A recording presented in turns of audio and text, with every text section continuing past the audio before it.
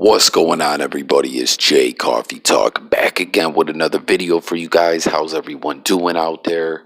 Take a quick moment if you haven't already and subscribe to the channel. If you don't know, I cover sports, music, news, current events, and much more.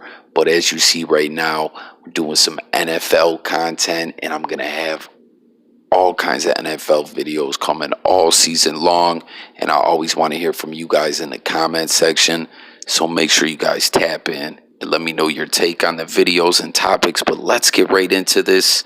I actually did a video a few weeks back, when the news hit about Ben Roethlisberger needing the surgery, that he was going to be out for the season. And, it was on Mason Rudolph to see, what will he be able to do?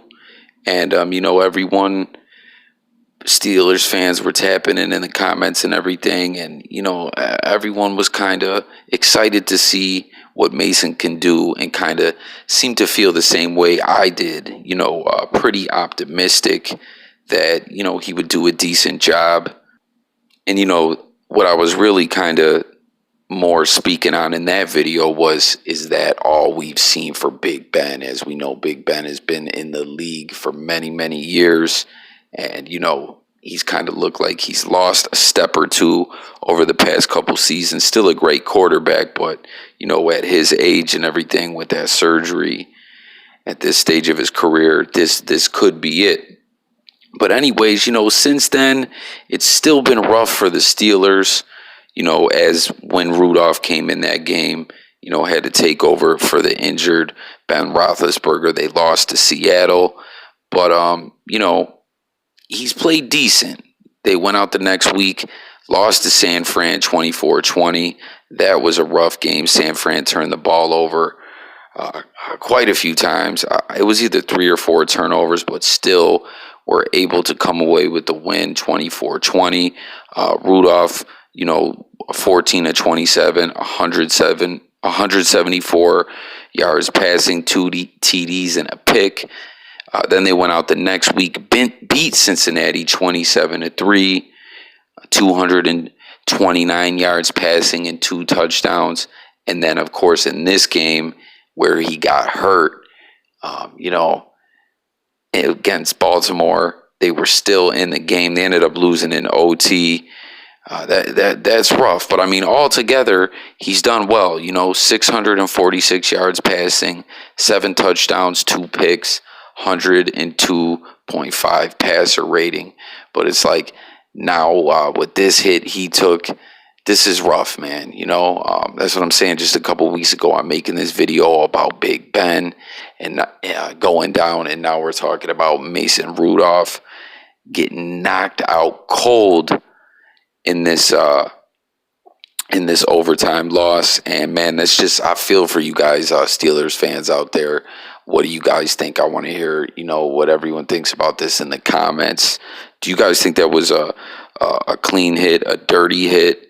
To me, it's kind of crazy in the new NFL. I just experienced this with my quarterback a week ago. He was able to play this week, though, but, my Bills, Josh Allen, got hurt against New England, helmet-to-helmet hit by Jones. I thought it was a dirty hit. A lot of people say when they slowed it down and broke it down, it was clean. But, it's just, I don't know, man, with this hit on Mason, though, it did kind of look like he led with his head, caught him right on the chin. And as you'll see some of these images popping up on the screen, man, it was ugly. And no disrespect, by putting these images up, as it can be kind of considered in poor taste to show someone injured. But I'm just trying to show how bad of a hit it was. You know what I mean? It was vicious. As you see, he was put to sleep.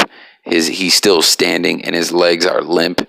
And when he hit the ground, he kind of was like, if you've ever seen someone when they get knocked out, he's kind of got his hands held up. I don't know. Y'all know what I'm talking about, where his hands and arms are all stiff. But I don't know. What do you guys think about that hit? He's in concussion protocol now. I don't know what the future is for him. But I feel like he's definitely not going to play this upcoming week. But, and also after he got dropped like that, his head hit the turf pretty hard. And I don't know, man. That was a really, really crazy knockout.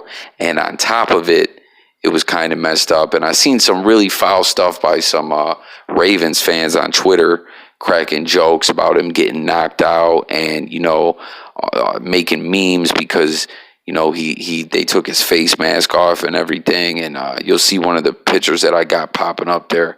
They're trying to clown on him, and I thought that was really foul. But man, that was a rough hit, man. Stuff like that sometimes can have an effect on a quarterback's psyche. Their presence in the pocket.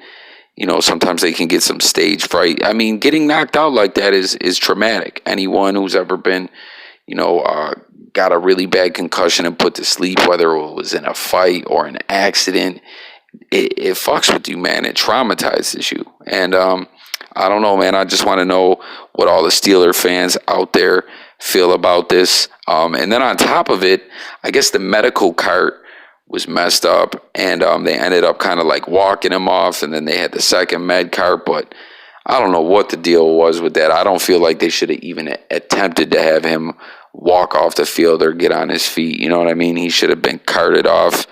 I don't know. It was a mess. That's what I mean. You got these fans cracking jokes about him with the face mask off. The carts broke down, and they go on to lose in OT. That's just rough all around, all across the board. But all you Steelers fans, all the NFL fans, like I said, get up in the comments. That's what my channel's all about. Hearing from you guys, the people, the audience. We can debate all that in the comments. Let me know your feelings, your take. But let's move on to another topic that I had covered a few weeks back, actually prior to week 1. Jacoby Brissett in Indianapolis. I gotta say, not that he's been playing outstanding or anything, but I gotta say, I did not. I don't know. I definitely did not see them knocking off the Kansas City Chiefs, and I didn't see Brissett playing as well as he had. Like I said, he hasn't been phenomenal, but he's been pretty decent. And, 1,062 yards, 10 touchdowns, 3 interceptions, 94.9 passer rating on the season. That's pretty good numbers. And in this win over Kansas City, he was 18 for 22, no touchdowns, but he did throw a pick.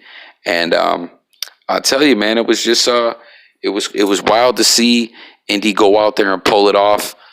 But, that's the NFL, man. Any given Sunday, it can happen.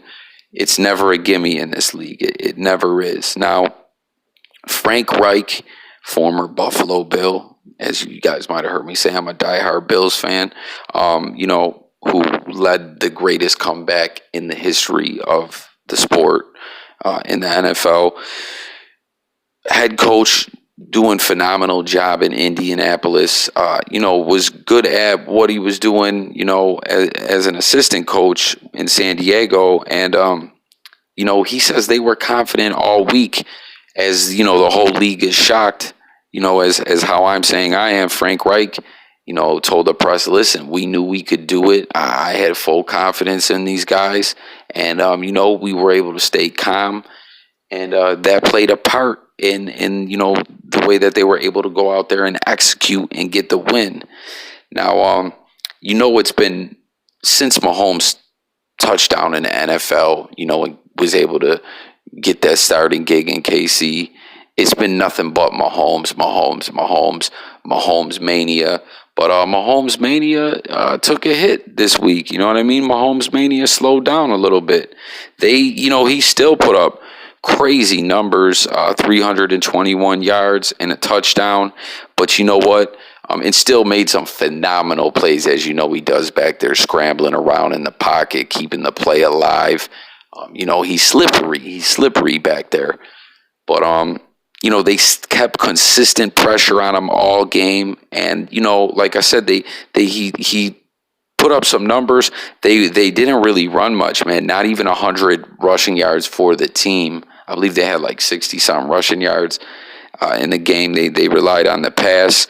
But, Indy was killing them in the trenches. They were winning the battle in the trenches, not just getting pressure on Mahomes, but also clogging up them running lanes. And, KC was coming up short, even though he did, like I said, put up some numbers passing. They couldn't capitalize. They couldn't put the points on the board. And, late in the game, the Colts had a big drive that they ate up a lot of the clock, almost 9 minutes, and got 3 points. And then when KC's trying to come back down the field, DeAnthony Thomas, who I got to say, man, there was a lot of, I've been following his career a little bit since back in Oregon, the Black Mamba, as Snoop Dogg, when he played in Snoop's Youth Football League, said that he nicknamed DeAnthony Thomas the Black Mamba before Kobe Bryant ever had that name. And, I followed him in college a little bit and was interested to see where he would end up in the NFL, with the speed and everything. But there was a lot of questions if he could really be, anything more than a special teams player in the pros, if he could cut it as a receiver. And he's been looking pretty good. He's all over the place, a playmaker. But late in the game on a third down, on that drive, after Indy ate up all that time, DeAnthony Thomas comes up a yard short, which looked like he had it, if he would have maybe extended or whatever. But that 1 yard was crucial because on the fourth down, they ended up turning it over. And, Indy was able to put more points on the board. And, there you have it. Big upset. So tap in the comments, all you guys. Let me know what you guys thought about that KC Indy game, everything that I touched on in this video, with my commentary and everything. And let me know what you guys think about Jacoby Brissett. Like I said, man, I didn't think he would have this much success. He hasn't been phenomenal, but hey, man, Indy's looking pretty good, man. And it is what it is. So it's Jay Coffee Talk closing this video out. Looking forward to hearing from you guys in the comments. If you haven't already, subscribe, hit that notification bell. I blog sports, music, news, life, current events, and much, much more. Thank you guys for so much for watching. Catch you guys on the next video. Let's get that comment thread going. I'm out of here. Peace.